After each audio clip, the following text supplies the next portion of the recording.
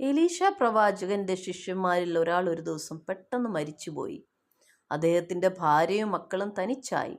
അവർ പ്രവാചകന്റെ അടുത്ത് വന്ന് സങ്കടം പറഞ്ഞു.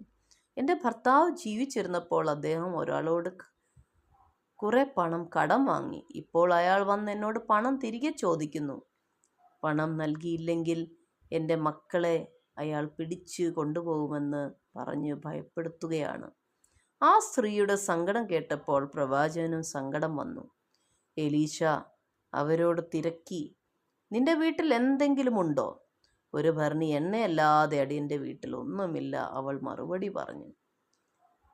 നമ്മുടെ ജീവിത സാഹചര്യങ്ങളിൽ, സാമ്പത്തിക മുട്ടുകളിൽ, പലവിധ പ്രയാസങ്ങളിൽ, പ്രതിസന്ധികളിൽ കൂടെ നമ്മൾ കടന്നു പോകുമ്പോൾ നമ്മൾ ദൈവത്തെ നോക്കുക, ദൈവദാസന്മാരെ നോക്കുക, നമ്മൾ തന്നെ ഇരുന്ന് പ്രാർത്ഥിക്കുക, നമ്മൾ രട്ടുടുത്ത് ദൈവസന്നിധിയിലായിരിക്കുക.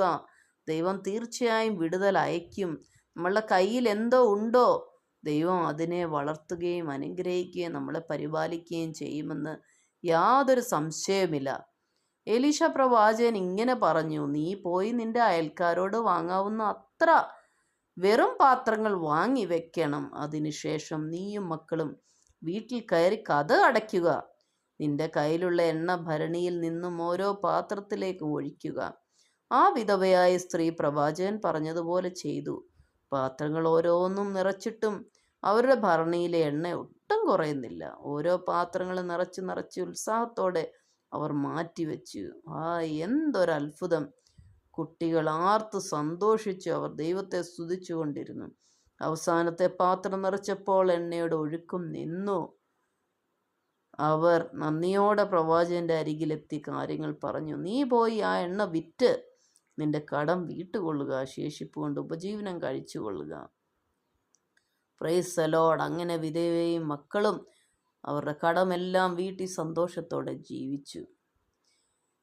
നമ്മുടെ ഈ ജീവിതങ്ങളിൽ പലവിധ പ്രതിസന്ധികൾ നേരിടുമ്പോൾ നമ്മൾ കർത്താവിൻ്റെ അടുക്കൽ ചെല്ലുക, ദൈവസന്നിധിയിൽ മുട്ടിപ്പായി പ്രാർത്ഥിക്കുക. ദൈവം നമ്മൾക്കായി സഹായം അയച്ച് നമ്മൾക്ക് ആവശ്യങ്ങൾ പരിഹരിച്ച് ദൈവം നമ്മളെ പ്രാർത്ഥന കേൾക്കുകയും നമ്മെ ബലപ്പെടുത്തുകയും നമ്മൾക്ക് വേണ്ടി അത്ഭുതം പ്രവർത്തിക്കുകയും ചെയ്യുന്നവനാണ്. നമ്മൾ വിശ്വസിച്ചാൽ തീർച്ചയായും ദൈവത്തിൻ്റെ മഹത്വം നമ്മളുടെ ജീവിതത്തിൽ കാണാനിടയാകും. ഏത് പ്രതിസന്ധിയിലും, ഏത് ബുദ്ധിമുട്ടുകളിലും, ഏത് ദുഃഖങ്ങളിലും നമ്മളെ വഴി നടത്താൻ വിശ്വസ്തനായ നമ്മളുടെ യേശു, ഹല്ലേലൂയ. നമ്മളുടെ നിരാശകളിൽ, നമ്മളുടെ കണ്ണീര് താഴ്വരകളിൽ, നമ്മളുടെ ഇല്ലായ്മയിൽ കർത്താവ് നമ്മൾക്ക് അത്ഭുതം പ്രവർത്തിക്കും. ഹല്ലേലൂയ, സ്തോത്രം.